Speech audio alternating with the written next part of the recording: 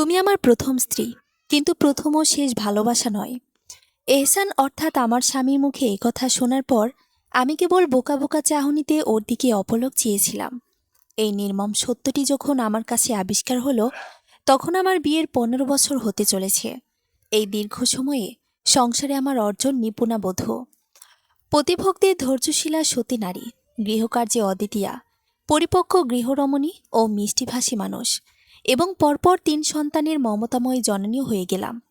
এত সব কিছুর তকমা পেয়ে আমি সত্যি হাওয়ায় বেলুনের মতো আকাশে ভাসছি। ভাসতে ভাসতে চোখে পড়ল না এই আমার, উপলব্ধি করতে পারিনি বোকার স্বর্গে বাস করা এই আমিটা, এই অসীম ভালোবাসা ও দরিয়াসম বিশ্বাসের কেন্দ্রবিন্দু যেই মানুষটা, সে কেন আজকাল সময়ের আগে বাসা থেকে বের হয়ে যায়। দোকান তো খুলবে 10টায় এবং স্টাফ এসে, কেন সে যেখানে সেখানে ফেলে রাখা মোবাইলটা খুব সন্তর্পণে রাখে এখন নিজের হাতে, নইলে বুক পকেটে। কেন সে এই কয়েক মাস যাবৎ মা বাবার কবর জিয়ারতের নামে প্রতি সপ্তাহ গ্রামে যায়। এ দুটো কবর তো 5 বছর ধরেই আছে। কেন চা সিগারেটের নাম করে ঘন ঘন বাসার ছাদে যায়, নিচে বেরিয়ে যায়। আগে তো এমন অভ্যাস ছিল না তার। কেন আজকাল বাচ্চাদের সাথেও আমার সাথে রুড বিহেভিয়ার করে। বোঝায় ব্যবসায়িক লেনদেনে মাথা ঠিক থাকে না। কেন বাসায় সব খরচ কমিয়ে দিয়ে টানাপোড়েন দেখায় দোকানে লস হচ্ছে বলে, অথচ দোকান আগের মতোই চলছে।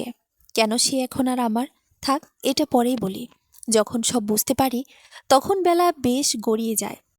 দিন শেষে অস্তমিত সূর্যের মতন আমার জীবনের চারপাশে অনামিষার ঘোর আধার নেমে এলো। জীবনের রঙিন ঘড়ি সুতাটা ছিঁড়ে কোন সুদূরে এসে হারিয়ে গেল। আমি আর খুঁজে পাই না। পথহারা অন্ধ পথিকের মতো হাতড়ে বেড়াই আমি। হৃৎপিণ্ডের প্রতি ভাজে ভাজে ব্যথার বুদবুদেরা জমাট বেঁধে যন্ত্রণার ফেনা তুলে থেকে থেকে। আমি শিলা, বর্তমান বয়স 32। পারিবারিকভাবে বিয়ে হয় আমার। ঢাকায় উত্তরায় আমার ভাড়া বাসা। আমার স্বামীর ব্যবসা ও বাসার পাশাপাশি উত্তরাতে। আমার বড় মেয়ে এসা ক্লাস 8-এ পড়ে, বড় ছেলে মাহিন ক্লাস 5-এ পড়ে উত্তরাতে। ছোট মেয়ে আয়রাকে স্কুলে দিয়েছি সবে। সেদিনও ভোরে স্নিগ্ধতা ছিল, আকাশ ভরা তারা ছিল, বারান্দা জুড়ে হলদে রোদের মায়া ছিল, বাগান ভরা ফুল ছিল, সে ফুলে সুবাস ছিল, শাখায় শাখায় কোকিলের কৌরব উঠেছিল, প্রকৃতিতে রাশি রাশি মায়া ছিল। শুধু ছিল না কারো হৃদয়ে আমার হৃদয়ের আশ্রয়টুকু। এসান অশ্রমে শাওয়ার নিচ্ছিল। সে দেখেছে আমি কিচেনে শত ব্যস্ততায় ডুবে আছি। কোনো এক অজানা কারণে আমি রুমে যাই। ওর মোবাইলে ভাইব্রেশন হলে আমি কোনো কৌতূহল ছাড়াই দৃষ্টি নিক্ষেপ করি। যদি ওর কোনো গুরুত্বপূর্ণ মেসেজ হয়ে থাকে, এই ভেবে মোবাইলটা হাতে তুলে নিই। আমার দৃষ্টিভ্রম হলো নাকি, এ কি দেখছি আমি, নাকি কিচেনে রোদের ঝাঁজ থেকে আসাতে চোখে ধোঁয়াশা দেখছি। মোবাইলের ডার্ক মোড অফ করে ব্রাইটনেস বাড়িয়ে দিলাম। দুবার মেসেজটি পড়লাম। এহসান, কি করছো? দোকানে গিয়েছো? বাসা ভাড়াটা বিকাশ করে দাও, বাড়িওয়ালা ভাড়া চেয়েছে। তোমার ফোনের অপেক্ষায়। তোমার প্রথম অনুভূতি সুমনা। চোর সবসময় চুরি করে পার পেয়ে যায়, কিন্তু একদিন না একদিন গৃহস্থের হাতে ঠিক ধরা পড়ে যায় নিজের অগোচরে। ছোট বড় কোনো প্রমাণ রেখে যায় ভুল করে। কিন্তু এহসান নামক এই নষ্ট অমানুষ চোরটা যখন ধরা খেল, তখন অবশিষ্ট যে আর কিছুই নেই। আমার নিমিষেই মনে হলো 3 সন্তানের কথা। আমি মোবাইলটি যথাস্থানে রেখে দিলাম। আরেকটি ওয়াশরুমে ঢুকে দপ করে মেঝেতে বসে পড়লাম। এহসান শাওয়ার নিয়ে বের হয়ে রেডি হলো দোকানে যাওয়ার জন্য। আমার ভেতরটা ক্ষত বিক্ষত হয়ে গেলেও ওপরে ওপরে বেশ শক্তপোক্ত রইলাম। কিছুই বুঝতে দিলাম না হারামিটাকে। ডাইনিংয়ের নিপুণা বধূটি হয়ে নাস্তা পরিবেশন করে দিলাম নিত্যদিনের নিয়মেই। নাস্তা খেয়ে সে বের হয়ে গেল। আমি মেঘে হাসি দিয়ে বিদায় দিলাম তাকে। অসহনীয় যন্ত্রণার উথাল পাতাল ঢেউ হৃদয়টাকে ভেঙে তছনছ করে দিচ্ছে। আমি জ্ঞানশূন্য হয়ে পড়েছি। সমস্ত সচল অনুভূতি অচল হয়ে গেল মুহূর্তে। পাগল পাগল দশা আমার। বিছানার চাদর খামচে টেনে নিয়ে দলাই মলাই করে ফেললাম। দুনিয়া কাঁপিয়ে আর্তনাদ করতে ইচ্ছে করছে, কিন্তু পারছি না। পাশের রুমে আমার 6 বছরের নিষ্পাপ মেয়ে আয়রা দোলনায় দুলছে খলবল করা আনন্দ নিয়ে। তার নির্মল আনন্দকে ধূলিসাৎ করে দিয়ে ভীতিকর অবস্থায় ফেলে দেওয়া আমার পক্ষে অসম্ভব। কেবল আখি যুগল হতে নীরব অশ্রুরাশি গড়িয়ে পড়তে লাগলো দুঃখিনী ঝর্ণাধারার ন্যায়। ভাবছি কার সাথে বিষয়টা শেয়ার করা যায়, কিন্তু কাউকে পেলাম না। অনেক ভেবেও মার বোন যাকেই বলবো সব তামা তামা করে ফেলবে। তারা অধৈর্যের শেষ সীমায় পৌঁছে যাবে। অগত্যা চুপ থাকতে হলো দ্বিতীয় কান্না করে। অন্তরে এহসানকে নিয়ে ঝাঁকে ঝাঁকে প্রশ্নরা অবাধে হামলে পড়েছে। আমি উত্তর মিলিয়ে নিই 15 বছরের বিবাহিত জীবনের বিশাল অগোছালো অধ্যায় থেকে। সেই উত্তরগুলো দেখে আমি অজান্তেই কেঁপে উঠি। কেন সেই সময়গুলোতে এটা বুঝতে পারিনি, ওটা ধরতে পারিনি। অবুদের মতো স্বাভাবিক বলে সবকিছু মেনে নিয়েছি, মানিয়ে নিয়েছি। কথায় আছে, যাকে একবার কুমিরে কামড়ায় তখন সে ঢেকে দেখলেও ভয় পায়। আমার অবস্থা হয়েছে তদ্রূপ। তার প্রতি আমার বিশ্বাস ছিল ভালোবাসার চেয়েও বেশি। ঠিক তার পরক্ষণ হতেই তার প্রতি আমার বিশ্বাসের সমুদ্রটা শূন্য হতে শুরু করলো। আর সেটা পরিপূর্ণ হতে লাগলো ঝাঁপি ঝাঁপি সন্দেহ আর অবিশ্বাসের স্তূপে। অন্তত এটা অনুধাবন করতে পারলাম, আমাকে ভবিষ্যতে বাঁচতে হবে এক ভয়ানক বিদঘটে দুঃসহ অতীতের গ্লানিময় স্মৃতি বহন করে, যে স্মৃতিগুলোর একমাত্র রাজসাক্ষী আমি নিজেই। আহসান আমার নজরবন্দি হয়ে গেল। তার সবকিছু আমি পর্যবেক্ষণ করা শুরু করলাম গোপন চোখ দিয়ে। চৈত্রের মধ্য দুপুর, মাথার উপরে ঘন ঘনে সূর্যের প্রখর তাপ ছড়াচ্ছে। অবশ্যই আসা অনুভূতি আর অবসাদগ্রস্ত মন নিয়ে এশা ও মাহিনকে স্কুল থেকে নিয়ে আসলাম। মাহিন ছোট, তাই মায়ের অন্তরে তাণ্ডবলীলা আজ করতে পারিনি। সে তার মতোই দৌড়ঝাঁপ করছে মনের ফুর্তিতে। কিন্তু আমার ১৩ বছরের কিশোরী মেয়ে এশা ঘুরে ফিরে বিড়ালের মতো আমাকে অনুসন্ধিৎস দৃষ্টিতে পরখ করে দেখছে। আধারের ভিড়ে ঝাঁঝলগ্ন মিলিয়ে যেতেই এশা আমাকে বলে উঠল, আম্মু, তোমার মন ভার কেন? ওর সরাসরি জিজ্ঞাসায় আমি দেনমন্য শুরু করলাম। ঠোঁটের কোণে ভান করা হাসির প্রলেপ বুলিয়ে জবাব দিলাম, কই না তো। কিসের জন্য মন খারাপ হবে? জাগিয়ে পড়তে বস। এশার বিশেষ ঘাটানোর সাহস করল না আমাকে। নিজের রুমে গিয়ে পড়তে বসে গেল। আমি মোবাইল হাতে নিয়ে গুগল সার্চ করলাম। Imo, WhatsApp, Facebook ID hack করার অজস্র নিয়ম চোখের সামনে চলে এলো। ইউটিউবে সার্চ করে দেখলাম একই বিষয়, কিন্তু তেমন কিছুই আয়ত্তে আনতে পারলাম না। ব্যর্থ হলাম। সেদিন রাতে এহসান নেশা করে এসেছিল। বেঘরে ঘুমাচ্ছে নাক ডেকে ডেকে। সেই সুযোগে আমি তার মোবাইলটা হাতে নিলাম। মোবাইল লক করা থাকলেও পাসওয়ার্ড আমি জানি আগে থেকেই। হয়তো চেঞ্জ করেনি নিজেকে সাধু সাজাবার জন্যই। হায়রে পুরুষ, কয় মাস আগে তুই ওমরা হজ করে আসলি, ৫ ওয়াক্ত নামাজও পড়িস, আবার হালকা গোপদারে রেখে মুসলিমের লেবাস ধরে ঘুরিস। ধিক্কার তোর মতো লম্পটকে। মনে মনে এক চোট ঝেড়ে নিলাম তাকে। তারপরে বুদ্ধি করে তার মোবাইল রেকর্ড অপশন অন করে দিলাম। ঘেটে ঘুটে তার পরকীয়ার কোনো ক্লু বের করতে পারলাম না। সেই মেসেজ ধরে ধরতে পারতাম তাকে, কিন্তু ইচ্ছে করেই চুপ আছি, কারণ আমি চাই বিশ্ব কাঁপিয়ে বোমা ফাটুক। যাই হোক, হতাশ মনে ফোন রেখে দিলাম। এভাবে কেটে গেল ২-৪ দিন। একদিন তার শরীর খারাপ হলে দোকানে যায়নি। জ্বরের ঘোরে মোবাইলও সামলে রাখতে পারিনি। মাথায় পানি ঢেলে দিলাম আর সে ঘুমিয়ে পড়ল। তখন সময় সকাল 10:30। মোবাইল জ্বলে উঠল। দেখলাম একটা মেসেজ আসলো হোয়াটসঅ্যাপে। আসসালামু আলাইকুম প্রাণের স্বামী, কেমন আছো? আজ ফোন মেসেজ নেই কেন? কোনো সমস্যা হয়েছে নাকি কোনোভাবে? শিলা কি বুঝতে পেরেছে কিছু? দুধ রোজ নেওয়া শুরু করেছি তোমার বকাঝকা শুনে। তোমার পাঠানো টাকা দিয়ে যা যা করতে বলেছ সবই করেছি। আমার খুব ভয় হয় সমাজ, আমার 2 ছেলে শিলাকে নিয়ে। বার দুয়েক পরে মেসেজের মানে বুঝে নিলাম। তার মানে আমার জীবন তরি ডুবিয়ে দিয়েছে আমারই চেনা কোন এক নারী। নিজেকে সামলে নিতে পারলাম না। শরীরের সমস্ত রগ দাপাদাপি করছি উত্তেজনায়, ঘৃণায়, অপমানে, ক্রোধে। এহসান ঘুম থেকে উঠল। তাকে একটু ঝরঝরে দেখা গেল। আমি তরল গলায় তার দিকে চেয়ে শুধু জিজ্ঞেস করলাম, তোমার দ্বিতীয় স্ত্রীর নাম কি? অন্ধকার ঘরে চোর ধরা পড়লে যে অবস্থা, এহসানের সেই অবস্থা তখন চোখে মুখে। কিছুটা ঘাবড়ে গেল সে। তোতলানো স্বরে বলল, জ্বর হলো আমার। প্রলাপ বকছো তুমি? কি সমস্যা শিলা? আমি মুখে আর কিছুই বললাম না। মেসেজটা অন করে তার চোখ বরাবর ধরলাম। সে মেসেজ পড়ে বিমূঢ় হয়ে চেয়ে রইল অন্যদিকে। কিছুক্ষণ থম মেরে ঠান্ডা মেজাজে স্বীকারোক্তি দিয়ে বলল, ওকে চিনি আমি, তোমাকে চেনার আগে থেকেই। সুতরাং আমার অনুভব, অনুভূতি, ভালো লাগা, ভালোবাসা, অনুরাগ, অভি, আসক্তি সবই তাকে ঘিরে। মাঝখান দিয়ে ভুল করে তুমি চলে এলে আমার লাইফে। শ্লেষমাখা স্বরে মনে হলো সে আমাকে আগে থেকেই চিনে। শুধু সে নয়, তুমিও তাকে বেশ আগে থেকেই চেনো। তার হাতের বহু খাবার খেয়েছো তার শ্বশুর বাড়ি গিয়ে, এবং তুমি তার খুব প্রশংসা করতে আমার কাছে। বয়সে সে তোমার ৮ বছরের সিনিয়র। তবে তোমার আর তার সম্পর্ক বোন সম্পর্কের নয়। এহসান কথাগুলো শুনে আমার দোকান ঝাঁঝা করে উঠল। সহসা কিছুই বুঝে উঠতে পারলাম না। নির্বোধের মতো তার দৃষ্টি আড়াল হয়ে গেলাম। কেবলই ভাবছি, আমার চেনা মুখ, কিন্তু কে এই লোভী প্রলয়ঙ্কারী বিধ্বংসী নারী? পা ঘুরিয়ে ফের রুমে তার সামনে গেলাম। দেয়ালকে আশ্রয় করে দাঁড়ালাম। জিজ্ঞাসানো চোখে বললাম, সুমনা নামের কাউকে তো আমি চিনি না।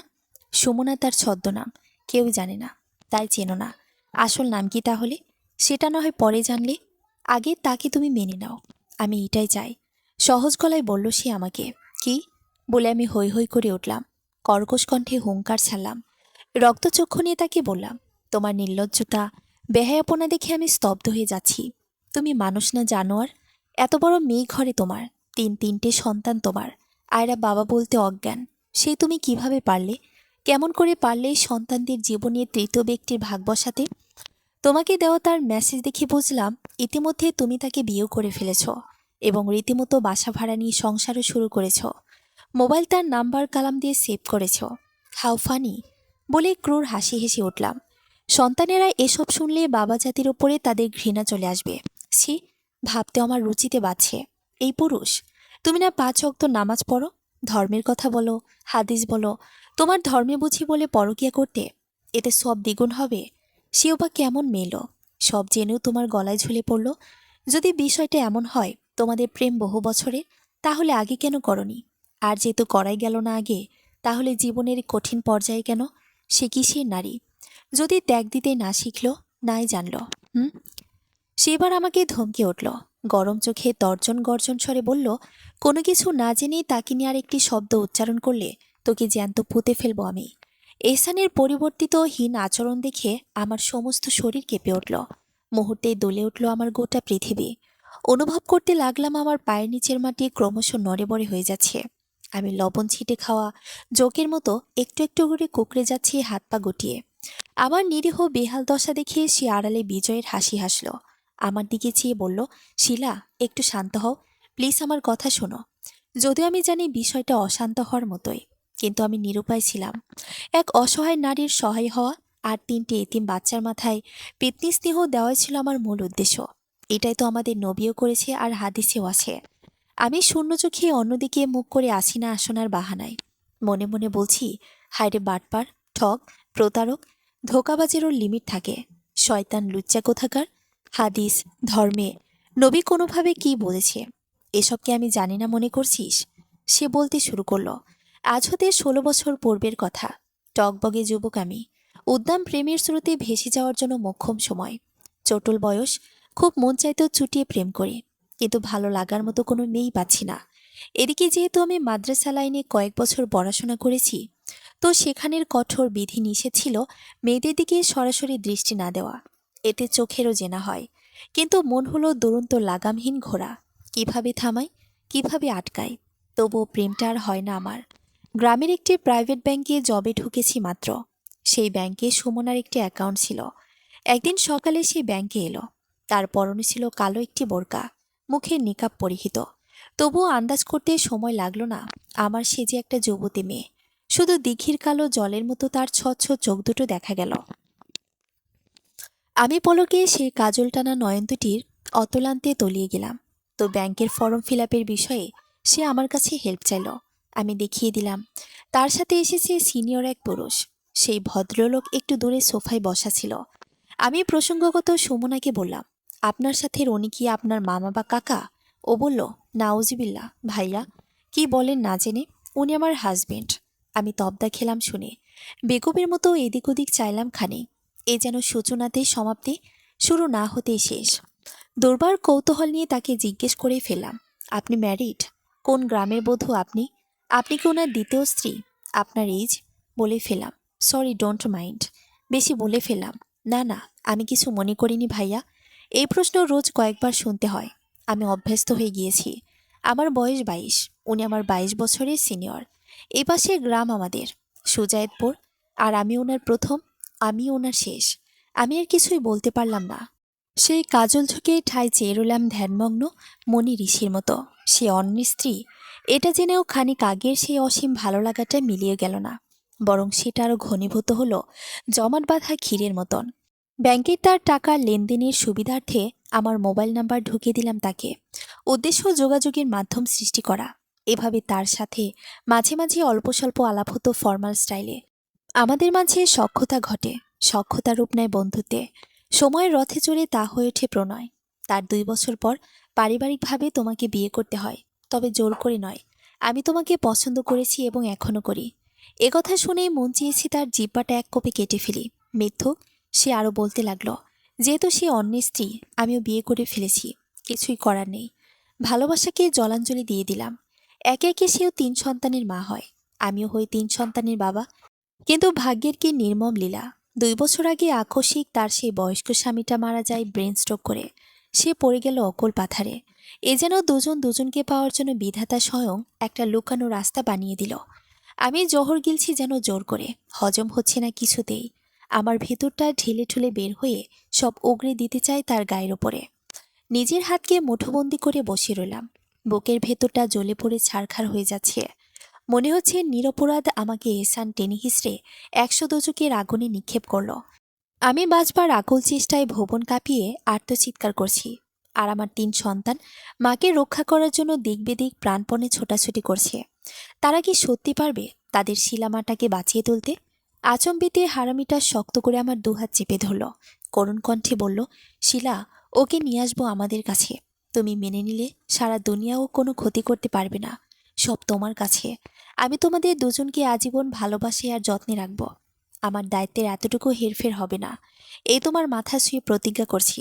মন চেয়েছে তাকে চাকু দিয়ে কুচি কুচি করে ফেলি এবং তার শরীরের কিমাগুলো সারা ঢাকা শহরের অলিগলিতে ছড়িয়ে দিই, যেন কাক কুকুরে খায়। এটা কি আদৌ সম্ভব? মেনে নেওয়ার যে প্রকার ভেদ রয়েছে এটা জানো তুমি? দাঁত মুখ খিচিয়ে বললাম তাকে। খুব জানি। তবুও বলছি না, না মানার মতোই মেনে নাও অন্তত। দেখো, আমাদের নবীও 4 বিয়ে করেছে। এটা জায়েজ আছে। আমি তো কোনো পাপ করিনি। সব স্ত্রীর হক সমভাবে আদায় করলেই আর কোনো সমস্যা নেই। এটা তো তুমিও জানো। আমি কারো স্ত্রীকে বিয়ে করিনি। আমি বিয়ে করেছি একজন কুলহারা অসহায় নারীকে। এই বলে সে আমার কাছে দুহাত জোর করে আকুলে বিকুলে শুরু করলো ভেজা চোখে। তার নিরীহ আকৃতির চেহারাকে আমার কাছে পৃথিবীর সবচেয়ে বিদঘুটে চেহারা মনে হলো। এর চেয়ে নর্দমার কীটের চেহারাও ভালো। মন সুন্দর না হলে সুন্দর চেহারাটাও দেখতে কুৎসিত, আর মন সুন্দর হলে কুৎসিত চেহারাটাও দেখতে সুন্দর। বলে উঠলাম, বাহ বাহ, তোমার লজিক দেখলে নিজেরই গলায় দড়ি দিতে ইচ্ছে করছে। খবরদার বলছি, আর কথায় কথায় নবী হাদিসের রেফারেন্স টানবে না। বাটপাড়ির একটা লিমিট থাকে। সমাজে পাপ না করার সব কাজই কি ঠিক বা উচিত? এতই যদি মহান শাস্তি চাও, তাহলে আরো 2জন বিধবাকে বিয়ে করে নাও। অন্যের সন্তানদের দরদ দেখাচ্ছ, নিজের সন্তানদের অধিকার কেড়ে নিয়ে। তুমি করো তাকে নিয়ে সংসার। তোমার দীর্ঘ বছরের বিরহিত অনুভূতি পূর্ণতা পাক এবার। জুতা মারি তোমার সংসারে। একটু বুঝতে চেষ্টা করো শিলা, তোমার সংসার তোমারই থাকবে। সংসারের মানে বোঝো তুমি? সংসার মানে কি 3 বেলা পেট ভরে খাওয়া আর পরনে ছেঁড়া শাড়ি না থাকা? ভালোবাসাহীন, মর্যাদাহীন কোনো সংসার হয় না। এ কেবল লোক দেখানো আর মন ভুলানো চলাকলাই মাত্র। তোমার মস্তিষ্ক জুড়ে অন্য নারীর অবাধ বিচরণ, তোমার প্রাণ উজাড় করা আলিঙ্গনে অন্য কেউ। আবার বলছো আমার সংসার। আমার রোষপূর্ণ কথার তোরে সে চুপ হয়ে আছে। তখন তার একটা ব্যবসায়িক কাজের জরুরি ফোন এলে সে তড়িঘড়ি করে বেরিয়ে যায়। সেদিন হতে আমি তার সাথে শুধু ততটুকুই কথা বলি, ঠিক যতটুকু আমার সন্তানদের জন্য প্রয়োজন হয়। আমরা দুজন কাছে থেকেও যোজন যোজন দূরে। বাসার অবস্থা থমথমে, যেন একসাথে কয়েকটা লাশ পড়েছে। রাতেও এশার সাথে ঘুমায় তার রুমে। কি হবে ওর হৃদয়হীন শরীরটার পাশে শুয়ে? কেবলই বিষাদের পাল্লা ভারী করা। মন ছাড়া যে দেহ কত ভারী, তা যেজন হারায় সে মাত্রই টের পায়। সময়ের নিয়মে সময় যায়, বেলা গড়ায়। আমি 3 সন্তানের জন্যই সব সামলাই টলতে টলতে। প্রতি মুহূর্তে আমার আখি কোণটা টলমল হয়ে থাকে বর্ষার ভরা বিলের মতো। চারিদিকে থই থই পানি। অশ্রুপূর্ণ জলকণাগুলো হুটহাট যখন তখন গড়িয়ে পড়ে বেসামালভাবে। আমার বালিকা মেয়ে এশার মনের অবস্থাও শোচনীয়। তার 5 ওয়াক্ত নামাজ পড়া ভণ্ড পিতা প্রেম করে বিয়ে করেছে। সেটা বুঝতে না পারলেও তার বাবা অন্য নারীতে আসক্ত, এটা বেশ উপলব্ধি হয়ে গিয়েছে তার। যার দরুন আজকাল এশার মনটাও বিষাক্ত হয়ে থাকে। বেদনায় নীল হয়ে থাকে তার কোমল গাল দুটো। তার স্বাভাবিক জীবনযাত্রায় অনিয়ম ঢুকে পড়েছে। দিনে দিনে আমাদের 4 জনের প্রতি তার বাবার অমনোযোগ উদ্ভাসিত হতে লাগলো। আমি নতুন অভিজ্ঞতার মুখোমুখি হলাম চূড়ান্তভাবে। স্ত্রীর প্রতি স্বামীর মনোযোগ কমে গেলে তার প্রভাব সন্তানদের ওপরেও পড়ে। তাদের ওপরেও মনোযোগ হারায় পাষণ্ড বাবারূপী প্রতারকটা। আরে, সেটা তো না হয় বুঝলাম, কিন্তু আমার এত বছরের সম্পর্ক, মায়া, ত্যাগ, সন্তান, মর্যাদা, গুরুত্ব, সমাজ, পরিবার, এগুলো কিভাবে ধূলিসাৎ করে দিলি? কোথায় গেল নাকচু করে তোর মূল্যবোধের কথাগুলো? এই মূল্যবোধ কি আর বিবেক বুদ্ধির নমুনা? তুই কি 19-20 বছরের যুবক নাকি? আবেগকে নিয়ন্ত্রণে রাখতে পারিস না?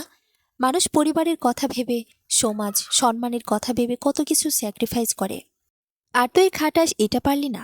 সুযোগ এলো আর অমনি তা লুফে নিলি হুড়মুড় করে। গজগজ করে বললাম আমি। এদিকে আমার দূর সম্পর্কের আত্মীয় পর্যন্ত ভাবতে থাকি, কার স্বামী মারা গেল, কই মনে পড়ছি না কারো কথায়। এক খালাতো বোনের স্বামী মারা গেল, কিন্তু সে তো আমার ছোট, ও বলল আমার সিনিয়র।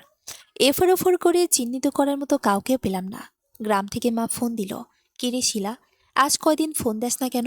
শরীর খারাপ নাকি? ফোনের এ প্রান্তে আমি থম মেরে আছি। ধরা পড়ার অতি আশঙ্কায় মা বোনের সাথে এই কদিন যোগাযোগ করিনি। এটা সত্যি। মায়ের নরম কণ্ঠ শ্রবণ হতে আমার অন্তরে থরে থরে সজ্জিত দুঃখরা হামলে পড়ল নয়ন যুগলে। অশান্ত শ্রাবণ ঢোলের ন্যায় হুহু করা চাপা রোদন মায়ের অন্তঃস্থল ভেদ করল। মা আটকে উঠল। উৎকণ্ঠাজনিত স্বরে জিজ্ঞেস করল, কি হলো রে মা? এভাবে কাঁদছিস কেন? কি হয়েছে বল? আমার মুখ দিয়ে গলগলিয়ে সব বের হয়ে গেল। মা সহ্য করতে পারলেন না। কান্নার বদলে খেপে গেল। ফোন রেখে দিল তড়িতেই। কিছু সময় পর মা আবার ফোন দিয়ে আমাকে পরামর্শ দিল। বলল, তুই সব সময় বলিস এহসান তার বড় ভাইকে খুব ভয় পায়। তার বাসায় গিয়ে সব খুলে বল এবং সেই স্ত্রীকে ছেড়ে দিতে বল। আমি বললাম, মা, এটা করব না। এতে লাভ হবে না। সংঘাত বেড়ে যাবে।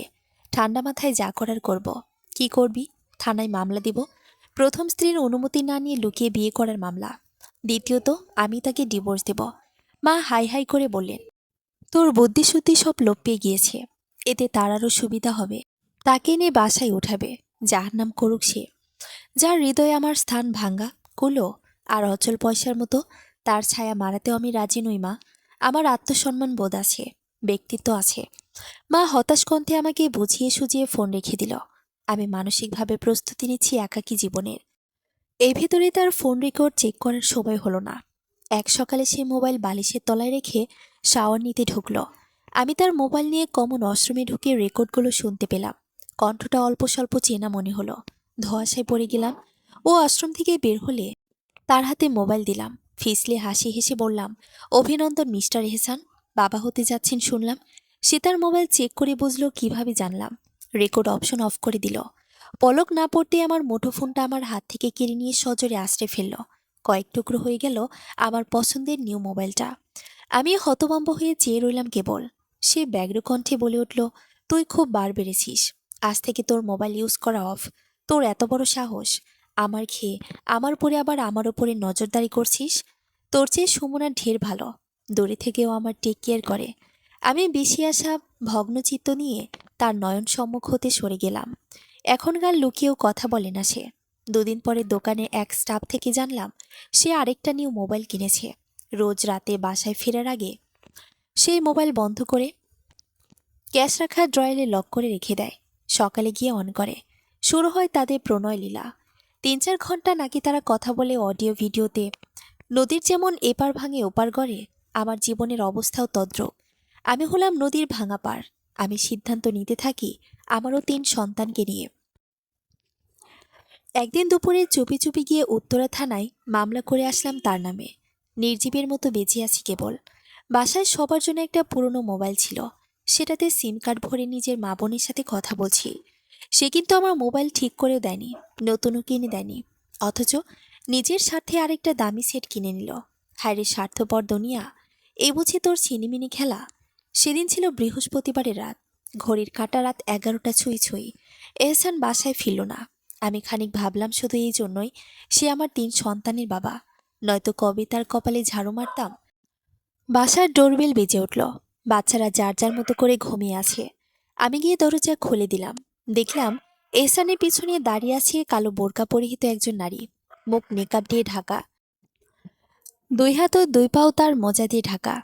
আমি একটু সরে দাঁড়ালাম। জিজ্ঞাসানো চোখে এহসানের মুখে দৃষ্টি নিক্ষেপ করলাম।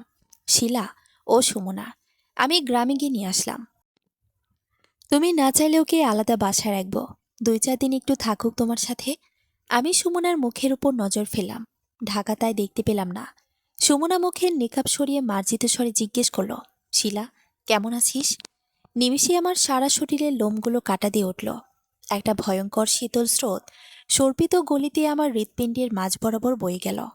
আমার রাঙা অধৈর্য গোল ফ্যাকাশে বর্ণ ধারণ করল মৃতে মৎস্যের ন্যায়। তোতলানো স্বরে বলল, মিমি মিমিতা আন্টি আপনি? বলে আমি মাথা ঘুরে পড়ে ঠাস করে মেঝেতে পড়ে গেলাম। জ্ঞানশূন্য আমার আর কিছুই মনে নেই। পরের দিন উষালগ্নের নিদ্রা ভঙ্গ হতেই নিজেকে আবিষ্কার করলাম এশার বিছানায়। একপাশে আয়রাও রয়েছে। বিছানা থেকে নামলাম। বিড়ালের মতো নিঃশব্দ পায়ে আমার একমাত্র ছেলে মাহিনের রুমে গেলাম। নিদ্রায় তলিয়ে আছে মাহিন। বুঝলাম সেই পিচাসরা আমার বেডরুম দখল করে আছে। আজ শুক্রবার, সবকিছু বন্ধ, তাই কারো বের হওয়ার তাড়া নেই। তবে আমার আছে। পৃথিবীর সবচেয়ে তাড়া এখন আমার মাঝে। আমাকে ভেঙে চড়ে গেলে চলবে না। আমার 3 সন্তানের জন্য আমাকে মজবুত হতে হবে লোহার মতো, যেন কেউ আমাকে আঘাত করতে এলে উল্টো নিজেই আঘাত খেয়ে পড়ে যায়। এই পৃথিবী দুর্বলের জন্য নয়। এই পৃথিবীতে টিকে থাকতে পারে কেবল শক্তিশালীরাই। নিজের সন্তানদের প্রাপ্য অধিকার থেকে বঞ্চিত করব না। আমি পুনরায় এশার রুমে চলে গেলাম। ভেতর থেকে দরজা বন্ধ করে দিলাম। ঘাড় ঘুরিয়ে দেখি 2 বোন জেগে গিয়েছে। বিছানার মাঝ বরাবর বসে আছে করুণ মুখে। রাজ্যের মায়া আমার 2 কন্যার সারা মুখ জুড়ে। আমিও খাটের উপরে বসে পড়লাম। এসা ফ্যাসফ্যাসি গলায় বলল, আম্মু, তোমাদের রুমে আব্বুর পাশে একটা মহিলা ঘুমানো। আব্বুকে একে বিয়ে করেছে? আমি এশা ও আয়রাকে বুকে লেপটে নিলাম। অঝরে কেঁদে ফেললাম। এশাও হুহু করে কেঁদে ফেলল। আমাদের অশ্রুবাণে ভেসে গেল ছোট্ট ফুলের মতো আয়রাও। ফেলফেলিয়ে সেও কেঁদে ফেলল। মাথার উপরে 4 হাতার সিলিং ফ্যান ঘুরছে। তার শস্য শব্দের দরুন আমাদের 3 জনের চাপা আর্তনাদ রুম থেকে বের হলো না। কেবল একটা অশরীরী আত্মার মতো 4 দেয়াল ঘুরে ফিরে আমাদের কানে বিষাদের ঝংকার তুলল। আম্মু, এই ডাইনিকে? ম্যারমেরে স্বরে বলল, মুখ দেখিসনি? না তো, দেখিনি। আমার মেজো খালা আছে না, তার আপন চাচাতো দেবরের বউ, অর্থাৎ খালার চাচাতো যা। আমারই তো খালায়। আমি খালার বাড়িতে গেলেই এদের ঘরে দিনে কয়েকবার যেতাম। খালার আর তাদের ঘর পাশাপাশি। খালার সাথে তার ঘনিষ্ঠতা প্রবল। আন্টি ডাকতাম তাকে। আমাকে অনেক খাতির করতো সে। তাদের ঘরে টিভি দেখতাম। তাদের পেঁপে গাছ, পেয়ারা গাছ আছে। এগুলো আমাকে সাথে নিয়ে পেরে নিত। এরপর আচার দিয়ে ভর্তা বানাতো। এই মহিলা 5 ওয়াক্ত নামাজ পড়ত, তাবলিগে যেত, হাত মোজা পা মোজা পড়ত। ঘুরে ফিরে তার মুখে পর্দার কথা শুনতাম, হাদিসের কথা শুনতাম, নীতির কথা শুনতাম। কিন্তু আমি স্বপ্নেও ভাবিনি এই চেনা মুখটাই আমার জীবনে অভিশাপ হয়ে আসবে। তার স্বামী মারা গিয়েছে। তার 8 মাস পরে নাকি তোর আব্বু তাকে বিয়ে করেছে। তাদের পরিচয় নাকি আমাকে বিয়ে করার আগে থেকে। এটা তোর আব্বুই স্বীকার করেছে। চিন্তা কর তুই, স্বামীর স্মৃতি ভুলে গেল মাত্র কয়েক মাসেই। তার মানে সে তার স্বামীকে ওভাবে ভালোবাসেনি বয়সের ব্যবধানের জন্য। ধোঁকা দিয়েছে স্বামীকে। তার স্বামী কিন্তু খুব ভালো মানুষ ছিল। তাকে নাকি অনেক ভালোবাসতো। সংসারের চাবিকাঠি তার হাতেই ছিল। এসব খালার মুখে শুনেছি কত। তার এত বছরের সাজানো সংসার, 3 ছেলে মেয়ে ফেলে এটা কিভাবে পারল? কেবলমাত্র নিজের সুখের কথা ভেবেছে বলে পেরেছে। আমি প্রলম্বিত দীর্ঘশ্বাস ছাড়লাম কথাগুলো বলেই। এশা ক্লাসের মনোযোগী বাধ্য ছাত্রের মতো আমার কথাগুলো শুনল না, যেন মুখস্থ করল। সে যতটা না মর্মাহত হলো, তার চেয়ে 1000 গুণ বেশি ক্ষুব্ধ হলো তাদের দুজনের ওপর। ফনা তোলা সর্পের মতো ফোঁসফোঁস করতে লাগলো। দরজায় টোকা পড়লে এশা গিয়ে দরজা খুলে দিল। মাহিন চোখ ডলতে ডলতে বিছানায় উঠে আমাদের পাশে বসল। অবাক কণ্ঠে জিজ্ঞেস করল, আম্মু, তোমাদের রুমে আব্বুর পাশে কে ঘুমানো? তুমি কোথায় ঘুমিয়েছ? আমি এই যে এই কদিন আলাদা ঘুমাই। তা মাহিন জানে না। সে ঘুমিয়ে গেলেই ঈশার রুমে যেতাম। আসলে আমি চাইনি মাহিন সব জেনে যাক, নয়তো ঈশার মতো তার মনেও বিরূপ প্রভাব পড়বে। এখন তো দেখি হাড়ি ভেঙেই দিল সেই পাষাণ্ডতা। এশা বড়, তাই নিজে থেকেই সব জেনে গিয়েছে, বুঝে নিয়েছে। আমি মেঘমুখে মাথা নামিয়ে রাখছি। কি বলবো? লজ্জায়, ঘৃণায়, অপমানে আমি নিজেই ক্ষয়ে ক্ষয়ে যাচ্ছি, ক্ষয়ে আসে চাঁদের মতো। এশা মাহিনকে উত্তেজিত কণ্ঠে সব বলল। মাহিন আম্মুকে আমাকে পেঁচিয়ে ধরল লতার মতো। বাঁধভাঙা জলে তার 2 চোখ ভরে গেল। হুট করে মাহিন ভয়ের সুরে বলে ফেলল, আম্মু চলো, আমরা 3 জন একসঙ্গে মরে যাই। ক্লাসের বন্ধুদেরকে মুখ দেখাতে পারবো না। আব্বু তো ওই কালনাগিনীকে বাসায় নিয়ে এলো। আর আব্বু যদি তোমাকে এখন বের করে দেয়, আমাদের কি হবে আম্মু? আত্মবিশ্বাসী স্বরে বললাম, দেশে আইন আছে, কানুন আছে। বিবাহিত স্ত্রী ও 3 সন্তানের মাকে উপযুক্ত কারণ ছাড়া বের করে দেওয়া মুখের কথা নয়। মরে গেলে সব সমস্যা শেষ আম্মু। আসো মরে যাই। বাঁচতে ইচ্ছে করছে না আর। খুব খারাপ লাগছে আম্মু। আমার গা ঘেঁষে বসা ছোট্ট আয়রা কেঁদে ফেলল, ঘাবড়ে গেল ভীষণ। মাহিনকে কেল ঘুষিয়ে দিতে দিতে আদরে গলায় বলল, না ভাইয়া, না, আমি মরব না। আম্মু মরবে না, তুমি মরবে না, আপনি মরবে না। আমরা চারজন মিলে ওই মহিলাকে মেরে ফেলব। আমি আমার আয়রার পেলব অঙ্গখানা আলতো করে তুলে আমার কোলের মাঝে বসিয়ে দিলাম। এসা দৃঢ় স্বরে চোখ পাকিয়ে বলল, নো, আমরা এটা করব না। মানুষ হত্যা মহাপাপ। আমরা পাপ না করে শায়েস্তা করব তাদের। আমরা বজ্র হয়ে উঠব, কঠিনভাবে পরিস্থিতি মোকাবেলা করব। আমি আশ্চর্য হয়ে এসার চোখের দিকে চেয়ে আছি। এতটুকুন মেয়ে কত কঠিন কথা বলল। পরিবেশ, সময়, পরিস্থিতি প্রতিটি মানুষকে এমন করেই বদলে দেয়, পরিবর্তন হতে সাহায্য করে। আমি কোনো মতে ওদের শান্ত করে উঠে গেলাম। নাস্তা রেডি করে রুমের ভেতরে এনে 3 ভাই বোনকে খাইয়ে দিলাম। বেশ বেলা হয়ে গেল। লক্ষ্য করে দেখলাম সেই হারামি দুটো শোক নিদ্রায় নিমগ্ন হয়ে আছে। আমি ঈশাকে বললাম, ওদের দিকে খেয়াল রাখো। আম্মু একটু বাইরে থেকে আসছি, কিছুক্ষণ বাদেই চলে আসব। যে বিছানায় আমারও এহসানের বহু মধুর আলিঙ্গনের শোক স্মৃতি মিশে আছে, সে বিছানায় অন্য নারী, অন্য শরীর। উফ মাগো, বাসায় আমি আর দম ফেলতে পারছি না। আর কিছুক্ষণ থাকলে আমি মরেই যাব। তাই একটু নিঃশ্বাস ফেলার জন্য একটু বেরিয়ে গেলাম। উদ্দেশ্য কোনো এক নির্জন স্থানে গিয়ে বৃক্ষতলায় বসে তনু আর মনকে খানিক জড়িয়ে নেব। ক্লান্ত পায়ে সামনের দিকে এগিয়ে যাচ্ছি ব্যস্ততম রাস্তার পাড় ধরে। এগোদের নাওয়া খাওয়া বলতে গেলে নাই। ক্ষুধাটা মাথা চাড়া দিয়ে উঠল। শরীরটাও নিস্তেজ হয়ে আসছে। দুলে দুলে হেঁটে পাশের একটা রেস্টুরেন্টের সামনে গিয়ে দাঁড়ালাম। নিজের দিকে তাকিয়ে কিছু একটা ভাবছি উদাস হয়ে, পথহারা পথিকের মতন। শিলা, তুই এখানে? কোন পুরুষই গলার আওয়াজ শুনে মাথা তুলে ক্ষীণ দৃষ্টিতে তাকায়। আমার ভেতরটা ভূমিকম্পের ন্যায় নড়ে উঠল চেনা মুখটা দেখেই, যে একসময় আমায় খুব চাইতো। দিনের পর দিন আমার এড়িয়ে চলা তাকে নিঃশেষ করে দিয়েছে। আমার গ্রামের পাশের বাড়ির এই বাদল ভাই এখন আমার সামনে দাঁড়িয়ে। মাই গড, তোকে এমন বিধ্বস্ত দেখাচ্ছে, আয় হোটেলের ভিতরে লাঞ্চ কর, পরে কথা বলছি। আমি যেতে না চাইলে উনি আমার হাত ধরে জোর করে হোটেলের ভেতর নিয়ে গেল। আমি সৌজন্যতা দেখিয়ে ওনার কথার তার মৃত স্ত্রীর কথা জিজ্ঞেস করলাম। উনি আগেরই মতো তৃষ্ণার্ত চোখে আমার জিজ্ঞাসার উত্তর দিলেন। ওনার কণ্ঠে এখনও আমাকে না পাওয়ার বিরহ, ওনার চোখে এখনও রাশি রাশি হাহাকার। লাঞ্চ শেষে আমি চলে আসলাম নানান ছুতোয়। উনি ওনার ভিজিটিং কার্ড আমার হাতে ধরিয়ে দিয়ে বললেন, প্লিজ শিলা, অবসরে মিস কল দিস, আমি কল ব্যাক করব। কত খুঁজেছি তোকে এই শহরে। এই বলে আমার মোবাইল নাম্বারও নিল। লজ্জায় বলতেও পারছি না আমার দুর্দশাগ্রস্ত বেহাল জীবনের গল্প, শোনাতে পারছি না বেদনার আয়াতগুলো। ওনার সামনে থেকে সরে গেলাম। আমাকে এতটা বছর পর দেখে বাদল ভাইয়ের পুরনো অনুভূতি নতুন করে সঞ্চারিত হলো। কিন্তু আমার মাঝে সমস্ত অনুভূতি, অনুভব, স্নেহ, ভালোবাসা সব আমার 3 সন্তানকে ঘিরেই। তাই সিদ্ধান্ত নিয়ে ফেললাম, তাকে ডিভোর্স দেব না, কিন্তু কড়া শাস্তি দেব, কৌশলে ও কায়দা করে। কিছুদের গেলে আমার চরণগন্ধি মন্থর হয়ে আসে। ভাবছি বাদল ভাই আমার প্রতিবেশী, আজও ওনার নয়ন জড়িয়ে আমার জন্য প্রার্থনার মন্দির সজ্জিত। যদি আমার এই দুর্দিনে ওনাকে পাশে পাই, তাহলে হয়তো বড় কল্যাণ হবে আমার। ব্যাগের ভেতর হতে বাদল ভাইয়ের ভিজিটিং কার্ডটা হাতে নিতেই মনে পড়ল, আমার তো কোনো ফোন নেই। নির্দয় মানুষটা ভেঙে দিল। মনে মনে হাই হতাশের ঝড় উঠল। শিলা, কোনো সমস্যা? খুব নিকট হতে বাদল ভাইয়ের ভরাট গলা কর্ণকুহরে পৌঁছাতেই ঘাড় ঘুরিয়ে ভূত দেখার মতো চমকে উঠলাম। বাদল ভাই, আপনি আমার পিছনে? আমি তো সবসময় তোর পেছনেই ছিলাম শিলা। কোনোদিন কি তোর পাশে বা সামনে আসার প্রশ্রয়টুকু পেয়েছি? বিপুল আক্ষেপের সুরে বলল বাদল ভাই। আমি গোল গোল চোখে বাদল ভাইয়ের দিকে হাঁ করে চেয়ে রইলাম। এতটা বছর পর কপাল গুনে তোকে সামনে পেলাম, কুড়ানো ঝিনুকের মতন। দৃষ্টির আড়াল করার সাধ্য যে আমার নেই, তাই তোকে অনুসরণ করেই তোর পিছু নিয়েছি। উদ্দেশ্য তোর বাসাটা চিনে ফেলা। এই দেখ, রাগঢাক না করে বলেই দিলাম। ম্লান বদনে স্মিথ হেসে বললাম, আপনি সে তরুণ বয়সের বাদল ভাই রয়ে গেলেন। যাই হোক, আমি আপনাকে স্মরণ করে একটু থামলাম। বাদল ভাই, আমার বড় বিপদ।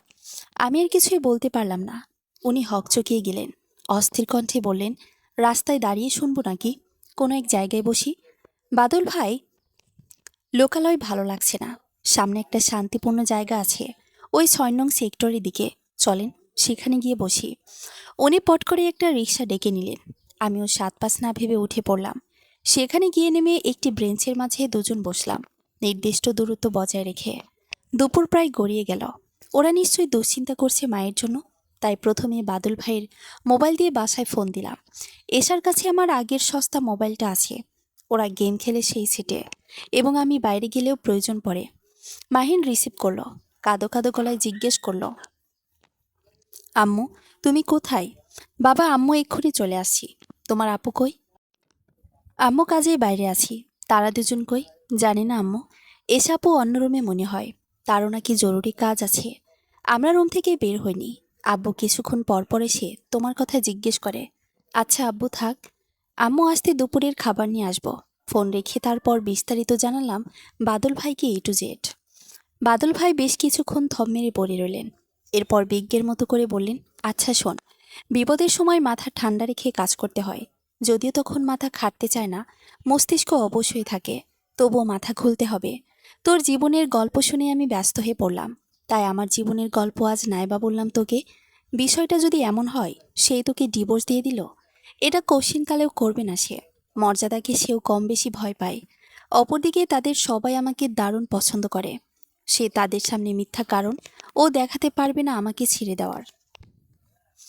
আচ্ছা, তাহলে তুই তাকে ডিভোর্স দিস না। এতে তোর 3 সন্তানের উজ্জ্বল ভবিষ্যৎ অনিশ্চয়তার অতল গহ্বরে তলিয়ে যাবে। হুট করে তুই যাবতীয় খরচ বহন কিভাবে করবি? পারবি না। আবার যদি ধর আমি দিলাম, তখন তোর সম্পর্কে তার নেতিবাচক ধারণা জন্মাবে। নয়তো মোবাইল তোকে আমি আজই কিনে দিতে পারি। এতেই অশান্তি হবে তোর। তাকে বল সেই মহিলাকে ডিভোর্স দিয়ে দিতে। যদি ভালোর ভালো দিয়ে দেয় তাহলে তো কোনো কথাই নেই। আর যদি না দেয়, তাহলে তুই তোর 3 সন্তানকে নিয়ে আলাদা বাসায় উঠে যাবে। তুই শুধু ততদিন এ বাসায় থাকবি যতদিন তুই নিজে শক্ত পায়ে না দাঁড়াবি। তখন পরিবার, সমাজে তার মাথা এমনিতেই হিট হয়ে যাবে। তোর প্রতি সে হৃদয়হীন হতে পারে, কিন্তু সন্তানদের জন্য তো মায়া আছে তার। আর যখন 3 সন্তান তার ধোঁয়াছড়ার বাইরে চলে যাবে, সেই প্রগাঢ় মানসিক যন্ত্রণা তাকে তিলে তিলে নিঃশেষ করে দেবে। শারীরিক যন্ত্রণা যে মানসিক যন্ত্রণা বড় বেশি যাতনার, এটা অন্তত আমি রিয়েলাইজ করতে পারি শিলা। আমি ওনার কথার ইঙ্গিত ধরতে পারলাম, তবুও নীরব রইলাম বোবা প্রাণীর মতো। তুই কোনো কাজ করতে পারবি না, অর্থাৎ আত্মনির্ভরশীল হওয়া।